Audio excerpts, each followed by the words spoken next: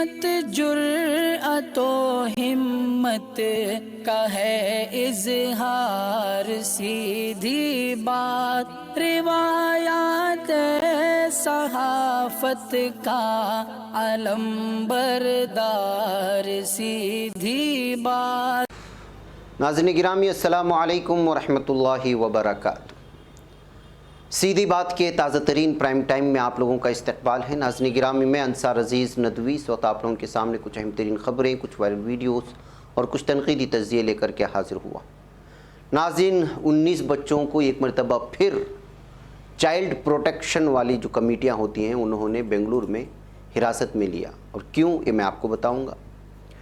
महाराष्ट्र में गैर बीजेपी तंजीमें 27 सितंबर को भारत बंद के लिए तैयार है, खबर आ रही है। योगी वर्सेस गुज्जर वर्सेस राजपूत, क्या सियासत है उस पर भी मैं गुफ्तगू करूँगा। एनडीटीवी को क्या वाकई में बेचा जा रहा है या फिर अफवाह है, आखिर क्या कहा है उनकी इंतज़ामिया ने, इस पर भी मैं बहस करूँगा। तो तालिबान को लेकर की कुछ तस्वीरें आ रही हैं, तो तुर्की में नए बख्तरबंद गाड़ी की क्या हकीकत है, और इसके अलावा टेक्नोफेस्ट से भी कुछ तस्वीर आ रही हैं तुर्की से। तब्दीली मज़हब और लव जिहाद को लेकर कि इस वक्त ईसाइयों को क्यों निशाने पर लिया एक एनडीए लीडर ने, और भी बहुत सारी चीज़ें हैं। नाज़रीन गिरामी ये सारी चीज़ें आप लोगों के सामने रखूँ उससे पहले आप लोगों से दरख्वास्त है कि जिन अहबाब ने हमारे चैनल को सब्सक्राइब नहीं किया कर ले, हमारी वीडियोज़ को दोस्तों तक पहुँचाने में हमारी मदद करें, लिंक को शेयर करें। इदारे की मजबूती नाज़रीन गिरामी आप लोगों की मजबूती है। इसके अलावा नाज़रीन गिरामी आज का मॉर्निंग प्राइम टाइम भी शाये हो चुका है, जिसका शायद बहुत सारे लोगों को नोटिफिकेशन नहीं पहुँचा होगा। ज़रूर जाएँ, देखें, दोस्तों तक पहुँचाने की कोशिश करें। आइए नाज़रीन गिरामी, सबसे पहले ये मदरसे के बच्चों को उड़ीसा, बिहार, बंगाल से कमीशन के चलते बग़ैर किसी डॉक्यूमेंट्स के और क़वानीन जाने बग़ैर जो ले आते हैं उनके जो है बेवकूफ़ी पर अफसोस करें। आज कंटोनमेंट जो बेंगलुरु का एक अहम तरीन रेलवे अड्डा है, वहाँ पर 19 बच्चों को ये जो चाइल्ड ट्रैफिक वाले होते हैं उन्होंने हिरासत में लिया। दरअसल ये लोग बिहार से लाए गए और यहाँ उतर कर के कर्नाटक का एक और इलाका माना जाता है, उस इलाके में जाने के लिए ट्रेन चेंज करने के लिए नीचे उतरे थे, तो अचानक इनकी नज़र पड़ी। आप खुद अंदाज़ा लगाएं कि इस वक्त कर्नाटक में पहली से 5वीं तक की तालीम की इजाज़त नहीं है, अभी तक स्कूल बंद पड़े हैं। अब ये बच्चों की उम्रें आप देख लीजिएगा, और उनको लाया कहाँ से जा रहा है, बिहार से। और बिहार से एक स्टेट से दूसरे स्टेट से जब आप लाए जाते हैं, जाहिर सी बात है कि आपके पास आधार कार्ड होना चाहिए, आपके पास जो है प्रमाण पत्र जो कहा जाता है वहाँ के पंचायत का, या जो भी चीज़ें होती हैं। बसूरत दीगर होगा क्या, या तो आपको जो है बच्चों की जो स्मगलिंग होती है उसके शक के दायरे में लिया जाता है। और हालात क्या हैं, और क्या इतने छोटे बच्चों को बिहार से ला कर के कर्नाटक की ही मदारिस में पढ़ाई करवाना ज़रूरी है? इससे पहले कितनी मरतबा जो है बता दिया गया है। दरअसल जिस मदरसे की जानिब ले जाए जाते उस मोहतम को पकड़ लेना चाहिए। हालात इस तरह बना दिए गए हैं कि मदरसे जो खोल लेते हैं, बच्चे वहाँ पर होते नहीं है, तो बिहार से, उड़ीसा से, वहाँ से, यहाँ से ले आते हैं, और इन बच्चों को लाने के लिए एजेंटों को मुकर्रर किया जाता है, उनको कमीशन दिया जाता है। माफ़ कीजिए, मैं साफ कह रहा हूँ, ये सब हो रहा है। अब जो कोरोना की वबा के बाद, लॉकडाउन के बाद जो हालात साजगार बनते आ रहे हैं, उसका इंतज़ार भी नहीं है और ना ही क़वानीन की पासदारी है। जाहिर सी बात है बेंगलुरु का इलाका है, यहाँ पर जो है जाहिर सी बात है उतनी ज़्यादा जो है यहाँ पर असबियत है, लेकिन उतनी ज़्यादा पाई नहीं जाती, और मकामी लीडरान मिल जाते हैं मकामी सतह पर इस तरह के मामलात में जो है दखल अंदाजी करके फ़ौरी तौर पर बच्चों को निकाल लेने की कोशिशें होती हैं। लेकिन इसी तरह अगर मध्य प्रदेश और हिंदी बेल्ट में अगर ये सारी चीज़ें होती हैं, तो आप अंदाज़ा लगाएं क्या होगा, किस तरह जो है इसको मीडिया में पेश करके धज्जियाँ उड़ाई जाती। मदारिस वैसे भी निशाने पर हैं, मसाजिद निशाने पर हैं, खानखाहें निशाने पर हैं। ऐसे हालात में जो है, और यहाँ पर जो पहना जाता है, चेहरे पे बांध लिया जाता है कोरोना वबा के चलते, वहाँ पे रुमाल बांधे हुए हैं। मजाक बना देते हैं ऐसे मोहतमिम छोटे छोटे मदरसों के, जो मदरसों में खाली चलते जो है बिहार, उड़ीसा, बंगाल इस तरह के इलाकों से बच्चों को लाने पर मजबूर किया जाता है, और एजेंटों को जो है बाकायदा लाने के लिए उनको कमीशन दिया जाता है। ये किस तरह की चीज़ें हैं? अगर बड़े बच्चे आ रहे हैं पढ़ाई करने के लिए बड़े बड़े मदारिस में, ठीक है, लेकिन अभी जहाँ पर प्राइमरी स्कूल में इजाज़त ही नहीं दी गई है, वहाँ पर लेके आ रहे हैं पढ़ाने के लिए। अब इसके ख़िलाफ़ बहुत सारी भी चीज़ें दर्ज की जा सकती हैं। वो तो अल्लाह का करम है कि यहाँ के मकामी उलमा फ़ौरी तौर पर जो है इस पर जो मकामी लीडरान होते हैं, जिसमें जो देख रहे हैं इस वक्त बच्चों के पीछे जो खड़े हुए हैं, इमरान पाशा है, इसके बाद नयाज साहब हैं, सलीम साहब हैं, इन लोगों ने वक्त पर पहुंचा और वहां जाकर के जो है इन लोगों को जो है मेहनत करके कुछ, अब भी इनको रात में नहीं छोड़ा जाएगा, किसी और जगह इनको मुंतकिल किया जाएगा, फिर इनके डॉक्यूमेंट्स चेक किए जाएंगे, इनको जज के सामने पेश किया जाएगा, फिर ये की जो है शनाख्त होगी, शनाख्त होने के बाद जो है फिर उनको उनकी मंजिल की तरफ भेजा जाएगा।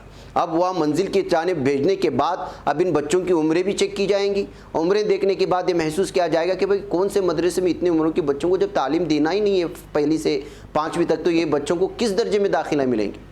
अब वो दर्जात चेक किए जाएंगे, फिर मदरसे पर कदगन लगेगा। अब ये सब बेवकूफ़ी नहीं है तो क्या है। और एजेंट जो है वो कमीशन के चक्कर में जो है इधर उधर से देहातों से लेकर के आ जाते हैं। अब इनके पास ना डॉक्यूमेंट्स है, ना उनको सीधे तौर पर पुलिस के सामने बात करने को मालूम है, ना डॉक्यूमेंट्स पेश करने का तरीका आता है, और लोगों के सामने, मीडिया के सामने एक ठट्टा और मजाक बन जाता है और अपनी कौम और मदारिस का मजाक उड़ाने वाले बन जाते हैं यही एजेंट और उस मदारिस के मोहतमी। माफ़ी चाहता हूँ इन तमाम चीज़ों को लेकर के इन अल्फाज का इस्तेमाल कर रहा हूँ, लेकिन हालात को देखते हुए क्या हम लोग इतने बेवकूफ़ हैं? क्या हमें हालात दुनिया में क्या चल रहा है हमें इसका अंदाज़ा नहीं है? क्या हमें पता नहीं है? क्या हम अखबारात नहीं पढ़ते? क्या कुछ हो रहा है इस वक्त भारत की मुख्तलिफ रियासतों में? लेकिन इसके बावजूद बेवकूफ़ी करेंगे, इसके बावजूद खुद अपना मजाक उड़ाने के लिए जो है इस तरह के रास्ते हमवार करके देंगे। मुतासिब मीडिया को भी, मुतासिब अफसरान को भी जो है, जो किसी मखसूस थानों में बैठे रहते हैं या मखसूस महकमों में बैठे रहते हैं। इसलिए जब तक कि पूरी तरह हालात साजगार नहीं होते, जब तक कि पूरी तरह भारत में प्राइमरी स्कूलों का आगाज़ मुकम्मल तौर पर इजाज़त है, अगर लेके आ रहे हैं ठीक है, लेके आइए, कोई बात नहीं, गरीब वाले इलाके होते हैं, लाना चाहिए, पढ़वाना चाहिए, लेकिन उसके कम से कम उसूल और क़वानीन की तो पासदारी करें। ऐसा नहीं कि आप एक कहीं से भी जो है गोदाम में से उठा करके ला रहे हैं, किसी और गोदाम में भर रहे हैं, इस तरह का आप मंजर अगर पेश करेंगे जाहिर सी बात है कि आपको डांट पड़ेगी। इस बेवकूफ़ी से बचें। बिल्कुल मैं तो उस मोहतमिम के अकल मारे जाने पर भी मैं अफसोस करूंगा जिस एजेंट ने इनको लेकर के आया बगैर इस दस्तावेज़ात के, उन पर जो अफसोस करूँ। और सबसे पहली बात है कि अगर इन्होंने टिकट बुक करवाया है तो किस बुनियाद पर इन्होंने टिकट बुक करवाया है, ये भी तो सोचने की बात है। भाई नाज़रीन गिरामी, लंबी रिपोर्ट है। इनके सिलसिले में जो इमरान पाशा हैं, उनके जो साथी हैं, उन्होंने गुफ्तगू भी की है इस मौके पर कि किस तरह परेशानी का सामना करना पड़ता है। हमारे ऑफिशियल प्रोग्राम में जो है उनके बाइट्स भी डाले गए हैं, वहाँ ज़रूर जा कर के देखें। भाई अगले ख़बर की जानिब बढ़ते हैं हम इस वक्त, और वो है इस वक्त राजपूत, गुज्जर और योगी, एक अजीब व गरीब किस्म की इस वक्त सियासत चलने के लिए यूपी में किसान तहरीक और दूसरे इशूज़ पर जाटों की ज़बरदस्त नाराज़गी का सामना कर रही बीजेपी को मगरबी उत्तर प्रदेश में नया दाव चलना भारी पड़ सकता है। बीजेपी ने जाटों की नाराज़गी का इजाला करने के लिए गुज्जरों को खुश करने की कोशिश की। इस कोशिश में पहले राजपूतों फिर गुज्जरों की भी नाराज़गी का सामना करना पड़ रहा है। साथ ही गुज्जरों और राजपूतों के दरमियान महाभारत भी शुरू हो चुकी है। दरअसल योगी आदित्यनाथ 22 सितंबर को ग्रेटर नोएडा के दादरी वाक़े सम्राट मेहरभोज की मुजस्समे की रोनुमाई करने वाले। इसके लिए बाकायदा प्रोग्राम तय है और पूरे इलाके में मेहरभोज की तस्वीरें लगाई गई हैं, लेकिन इन तस्वीरों में मेहरभोज को गुज्जर सम्राट बताया गया है। बस इसी बात को लेकर के हंगामा बर्पा हो चुका है। उत्तर प्रदेश की सियासत में मेहरभोज से मोहब्बत के पीछे एक पूरी दास्तां है। ये बात अब किसी से पोशीदा नहीं है कि किसान तहरीक के सबब मगरबी उत्तर प्रदेश में बीजेपी बहुत कमज़ोर होती जा रही है, क्योंकि इस इलाके के बेशतर किसान जाट तबके से आते हैं और उनकी नाराज़गी भी बीजेपी से वाज़ेह है। इसके अलावा दीगर तबक़ात भी बीजेपी के खिलाफ खुलकर मैदान में हैं। ऐसे में आइंदा साल होने वाले असम्बली इंतखाबात में बीजेपी को इस इलाके से काफ़ी नुकसान होने का अंदाज़ा लगाया जा रहा है। गुज़श्ता इंतखाबात की बात करें तो 2017 के असम्बली इंतखाबात में जाट और दीगर तबक़ात की हिमायत बीजेपी को हासिल हुई थी, जिसकी वजह से उसने बड़ी अक्सरियत से यूपी में हुकूमत बनाई थी।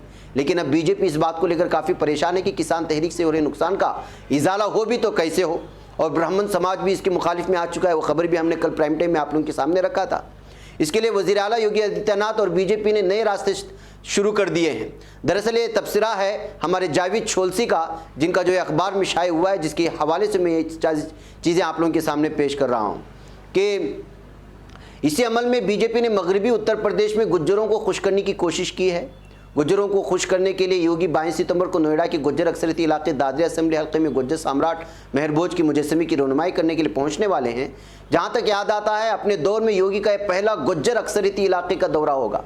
लेकिन इसके सियासी फ़ायदे मिलने से पहले इलाके में गुज्जर तबका और राजपूत तबके के दरमियान तनाज़ा पैदा हो गया। तो इस तरह से दोनों में दूरियां, किसी को राज़ी नहीं कर सकते, किसी को करेंगे तो किसी से दूरी होगी। ब्राह्मण समाज दूर हो चुका है और उधर जाट तबका दूर हो चुका है, गुज्जर और राजपूतों को भी खो नहीं सकते। तो अब देखना यह है कि चारों जानिब से जो योगी फंस चुके हैं। जैसे ही दादरी के मेहरबोज डिग्री कॉलेज में गुज्जर सम्राट मेहरबोज के मुजस्समी का रोनमाई का प्रोग्राम बना तो राजपूतों ने उसकी मुखालिफत शुरू कर दी। राजपूतों का मानना है कि मेहरबोज गुज्जर तबके से नहीं बल्कि राजपूत नस्ल से हैं। नाराज राजपूतों ने होर्डिंग्स और पोस्टरों को भी फाड़ दिया है जिस पर मेहरबोज के नाम के आगे गुज्जर सम्राट लिखा था। हालांकि बिगड़ते हुए देखकर दादरी रुकन असेंबली तेजपाल नागर को सालिसी के लिए आगे आना पड़ा और उसके बाद मेहरबोज के दूसरे बोर्ड और होर्डिंग लगाए गए, लेकिन नए होर्डिंग और पोस्टर्स में मेहरबोज के नाम के आगे गुज्जर सम्राट नहीं लिखा गया है। तो जाहिर सी बात है कि यहाँ पे गुज्जर हटा दिया गया तो गुज्जर बरादरी नाराज़ हो गई, उधर गुज्जर लिखेंगे तो राजपूत बरादरी नाराज़ होगी और ब्राह्मण और जाट वैसे भी नाराज़ हैं। ऐसे में जो है इस वक्त योगी बहुत ही बुरी तरह सियासी इसमें फंसते नज़र आ रहे हैं, जिसको लेकर के साफ और वाज़े तौर पर पैगाम देने की उस तबसरे में कोशिश की गई है कि किस तरह से जो है यूपी की सियासत मुख्तलिफ समाज और तबक़ात में बढ़ती चली जा रही है। और ये बहुत ही दिलचस्प जो है देखने को होगा इस मरतबा के असम्बली इंतखाबात। बैकअप नाज़रीन गिरामी, कल से एक अफवाह उड़ा दी गई है कि NDTV लिमिटेड ने हुसूल के बारे में उठ रही खबरों पर अपना बयान जारी किया है, यानी कि NDTV के शेयर्स बेचे जा रहे हैं या उस पूरे टीवी को ही यानी कि चैनल को ही बेचा जा रहा है, इस तरह की खबरें सामने आ रही थी। तो अब कंपनी ने कहा है कि ये सब अफवाहें हैं, हमारी कंपनी की मिल्कियत को तब्दील करने और सरमायाकारी की कोई बातचीत नहीं चल रही है। कंपनी ने अपने बयान में वाज़ेह किया है कि प्रणय राय और राधिका राय जो कि पेशे से सहाफ़ी हैं, उनके पास कंपनी का 61.45% शेयर्स हैं और उनके ही कंट्रोल में है पूरा चैनल। कंपनी ने वाज़ेह किया कि उसे नहीं मालूम कि अचानक कंपनी के हिस्स में उछाल क्यों आया, इसलिए कि इसकी जैसे ही फ़रोख्त करने की बात सामने आ रही थी तो शेयर्स में जो है इजाफा देखने को मिला था। कंपनी के बेचे जाने को लेकर उठ रही अफवाहों पर NDTV ने कहा कि वो इन अफवाहों वाली रिपोर्ट्स को ना ही कंट्रोल करती है और ना ही इसमें हिस्सा लेती है। नाज़रीन गिरामी, आपको बता दें कि बाज़ मीडिया रिपोर्ट्स ने दावा किया था कि अडानी ग्रुप दिल्ली वाक़ एक मीडिया हाउस का हुसूल कर रहा है, यानी शेयर्स खरीद रहा है या फिर पूरे चैनल को खरीद रहा है। इसके बाद लोग NDTV को लेकर अंदाज़ा लगाने लगे थे कि शायद यही चैनल हो सकता है, जिसके बाद कंपनी के शेयरों में उछाल देखा गया है। BSE पर आज NDTV का स्टॉक 7.20 रुपये बढ़कर के 79.65 रुपये पर आ गया, 79.65। वहीं NSE पर 7.25 रुपये इजाफे से 79.85 रुपये पर पहुंच गया। दोनों एक्सचेंज में आज 10% का जो है सर्किट नस्ब किया गया था, जिसकी वजह से अपर सर्किट जिसको कहा जाता है, इसकी वजह से शेयर्स में बढ़ती हुई इस बात को लेकर के इस वक्त NDTV को जो है पूरी तरह सामने आना पड़ा कि जो अफवाहें फैलाई जा रही हैं वो गलत है। NDTV उनके मालिकों के हाथ में इस वक्त महफूज है, वो फ़रोख्त या शेयर्स जो है बेचना नहीं चाहते। बैकअप नाज़रीन गिरामी, आइए एक और ख़बर की जानिब ले चलूँ और वो ये है कि इस वक्त तब्दीली मज़हब या लव जिहाद को लेकर के ईसाइयों को निशाना बनाया गया है। जाहिर सी बात है, लव जिहाद का जो है वो ताल्लुक़ या तब्दीली जबरन तब्दीली मज़हब को लेकर के मुसलमानों को निशाना बना जाता आ रहा है। अब NDA लीडर ने अलग ही दावा किया है। केरल में NDA की इत्तेहादी उझावा कम्युनिटी ऑर्गेनाइजेशन SNDP योगम के लीडर वेलापल्ली नितेशन ने पीर को फादर जोसेफ कलारंगाट के मुतनाज़ा लिव एंड नारकोटिक जिहाद बयान की तनकीद की है। उन्होंने कहा कि इस मसले पर मुस्लिम बरादरी को निशाना बनाना सही नहीं है। SNDP योगम के जनरल सेक्रेटरी ने ईसाई पादरी के तबसरे के लिए उन पर निशाना साधते हुए दावा किया कि भारत में तब्दीली मज़हब के लिए सबसे ज़्यादा ईसाई कम्युनिटी के कुछ तबके पाए जाते हैं या जाने जाते हैं। पादरी ने इल्ज़ाम लगाया था कि उझावा कमेटी के नौजवानों ने हाल ही में कोट्टयम के पास सेरोमाला बार चर्च से ताल्लुक़ रखने वाली लड़कियों को तब्दीली मज़हब के लिए लालच दिया था। केरल में पादरी के तबसरे को लेकर उठे तनाज़े के दरमियान नितेशन का यह बयान आया है। कलारंगाट के मुतनाज़े बयान के बाद कैथोलिक पादरी राय गनांचेरा ने उझावा कमेटी के नौजवानों के खिलाफ तबसरे के लिए माफ़ी मांगी थी। पादरी कलारंगाट की लिव एंड नारकोटिक जिहाद तबसरे पर रद्द अमल का इजहार करते हुए नितेशन ने कहा, मंशियात पूरे समाज को मुतासिर करता है, इसके लिए सिर्फ मुस्लिम समाज को कसूरवार करार देना सही नहीं है। उन्होंने कहा कि जब ईसाई औरत मुस्लिम से शादी करती है तो दूसरी बरादरियों की 100 ख़वातीन की ईसाइयों से शादी होती है, कोई इस पर बात क्यों नहीं कर रहा है। ईसाई वजावा औरतों से शादी कर रहे हैं। ईसाई तब्दीली मजहब में मसरूफ़ मुल्क का सबसे बड़ा ग्रोह है। मुसलमान इस पैमाने पर तब्दीली मजहब नहीं करते। लव जिहाद में सिर्फ एक ईसाई खातून को मुस्लिम बरादरी में ले लिया जाता है, जबकि तब्दीली मजहब में एक पूरा परिवार ईसाई मजहब बनता जा रहा है। तब्दीली मजहब और लव जिहाद के बारे में बात करते वक्त बिलाशुबा ईसाई सबसे आगे हैं। ये कहते हुए उन्होंने इस वक्त पूरी तरह से पादरियों को और ईसाई को निशाने पर ले लिया है केरला के एक खुसूसी प्रोग्राम में। बहरकैफ नाज़रीन गिरामी, आइए अब बात करते हैं तुर्की के नए नए दिफाई सिस्टम्स का, जो लगातार इस वक्त खबरें आती जा रही हैं। सबसे पहले हम तुर्क कंपनी BMC ने अपनी नई अल्तोक 8.8 आर्म्ड कम्बैट व्हीकल मुल्की सिक्योरिटी फोर्सेस के इस्तेमाल के लिए पेश कर दी है, जिसकी तस्वीर जारी कर दी गई। इसको एक तकरीब के दौरान IDF यानी बैनुल-अक़वामी दिफाई सनअती नुमाइश में मंजर आम पर लाया गया है। आल्दोक आर्म्ड व्हीकल की 35 मिलीमीटर की मेन गन से लेस किया गया है। इस बख्तरबंद गाड़ी के 6.6 वेरिएंट पर 12.7 मिलीमीटर की मशीन गन नस्ब की जा सकती है। ये व्हीकल 8 टन से पेलोड कैरी कर सकता है। इसके अलावा इसमें बैलिस्टिक और माइन प्रोटेक्शन की सलाहियत मौजूद है। इस व्हीकल पर 3 क्रू मेंबर्स के अलावा 12 फौजी जवानों को एक जगह से दूसरी जगह ले जाया जा सकता है, जबकि इसकी रेंज 800 किलोमीटर और स्पीड 110 किलोमीटर पर आ रहे हैं। एक और कॉन्फ़िगरेशन के मुताबिक इसको 105 या 120 मिलीमीटर की गन से भी लेस किया जा सकता है। तो नाज़रीन गिरामी, जैसा कि मैंने बारहा आप लोगों से कहा है तुर्की को लेकर के कि दिफाई सिस्टम में किस तरह वो आगे बढ़ता जा रहा है, नई नई टेक्नोलॉजी का इस्तेमाल करते हुए उसको एक तो बना रहा है और अपने फ़ौज के हवाले भी कर रहा है। इसके अलावा नाज़रीन गिरामी, टेक्नोफेस्ट के सिलसिले में मैंने बात किया था कि किस तरह तुर्की में टेक्नोलॉजी का सबसे बड़ा फेस्टिवल मुनक़िद होने वाला है। बाकायदा उसका आगाज़ भी हो गया। ये तस्वीरें उसके आपके सामने हैं। फेस्टिवल में तलबा की बड़ी तादाद ने शिरकत की है। फेस्टिवल में टेक्नोलॉजी की मुख्तलिफ नए प्रोडक्ट्स का तारुफ भी पेश किया जाएगा और अलग अलग तुर्की जिस मैदान में आगे बढ़ रहा है उस सारी दुनिया के सामने पेश करने की कोशिश होंगी, बिलखुसूस दिफाई सिस्टम में जिस अंदाज में जो है इस वक्त तुर्की आगे बढ़ रहा है।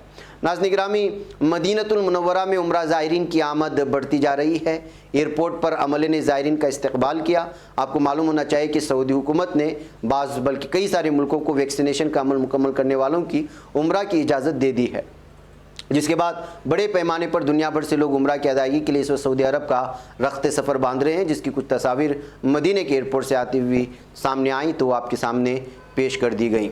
नाज़रीन गिरामी, अफ़गानिस्तान के सिलसिले में कुछ खबरें आई, वो भी मैं आपके सामने रखूं। आज तालिबान हुकूमत में 2 नए वज़रा और 11 नायब वज़रा के इजाफे का ऐलान किया गया है और ज़बीउल्लाह मुजाहिद ने प्रेस कॉन्फ्रेंस में ये सारी तफसीलात सामने रखी हैं कि वो कौन 2 नए वज़रा हैं और 11 नायब वज़रा हैं, उनके नामों का भी ऐलान हो चुका है।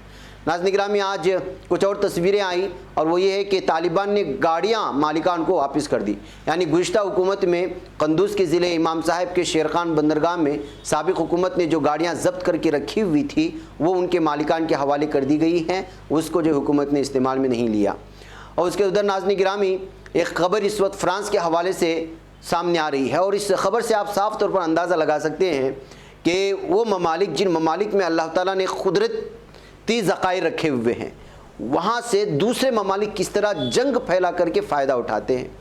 ये फ्रांस के सदर हैं। फ्रांस के पास इस वक्त दुनिया का 4था बड़ा सोने का ज़ख़ीरा है और तखमीना अगर लगाएंगे तो 2436 टन सोना है और कीमत अगर उसकी लगाएंगे तो 111.8 बिलियन डॉलर है। 111.8 बिलियन डॉलर है, जबकि फ्रांस में एक भी सोने की कान नहीं है। जिस मुल्क के पास एक भी सोने की कान नहीं है, यानी कि अल्लाह ताला ने वहाँ की ज़मीन में सोने के ज़खायर नहीं रखे, उस मुल्क का हाल ये है कि दुनिया का 4था सबसे बड़ा सोने का ज़ख़ीरा इसके पास है। अब बात करते हैं माली की, और माली में किस तरह खाना जंगी है आपको मालूम है, और माली को लेकर के किस तरह जंगजू और दहशतगर्दों की तंजीमों को लेकर के नेटो के अफवाज और बिलखुसूस फ्रांस की फ़ौज वहाँ पर जो है दहशतगर्दी से निमटने के तौर पर वहाँ मौजूद है, यह आप बेहतर अंदाज में जानते हैं। माली के पास 860 सोने की कानें हैं और 50 टन साल की पैदावार है। यानी यहाँ के सोने की कान में अगर एक साल में वहाँ से सोना निकाला जाए तो 50 टन बनता है। लेकिन इसके बावजूद माली के हालात क्या हैं? सबसे गरीब मुल्क माना जाता है, कई सालों से खाना जंगी जारी है, दहशतगर्दाना सरगर्मियाँ जारी हैं, एक दूसरे पर जो है बम बरसाए जाते हैं। और आपको मालूम होना चाहिए कि माली में इस वक्त फ्रांस की फ़ौज मौजूद है, ये कहते हुए कि यहाँ दहशतगर्दी के ख़िलाफ़ हम लड़ रहे हैं। इस दहशतगर्दी के ख़िलाफ़ लड़ रहे हैं या फिर माली से सोना चुरा करके भाग रहे हैं, आप खुद अंदाज़ा लगा सकते हैं। इसलिए कि इस वक्त फ्रांस के पास दुनिया का चौथा बड़ा सोने का ज़ख़ीरा है, जो माली में इस वक्त जो है खाना जंगी के नाम पर, दहशतगर्दी के नाम पर अपने फ़ौज को उतारा हुआ है। इसलिए ये ख़बर जो है इस वक्त बहुत ज़्यादा वायरल हो रही है सुर्खियों के साथ।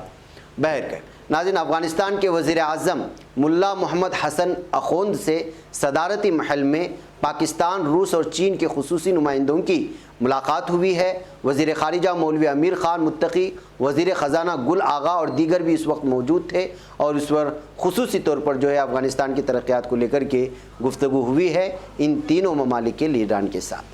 वह नाज़रीन गिरामी, मुझे यहाँ पर इजाज़त दें, ये कुछ अहम तरीन ख़बरें थी, फिर आप लोगों से मुलाकात होगी डेली वीडियो न्यूज़ में। अस्सलामु अलैकुम रहमतुल्लाहि व बरकातुहू। बच पाता है कोई सहाफ़ी की निगाहों से, मिलाता है ये लोगों को मोहब्बत की पनाहों से।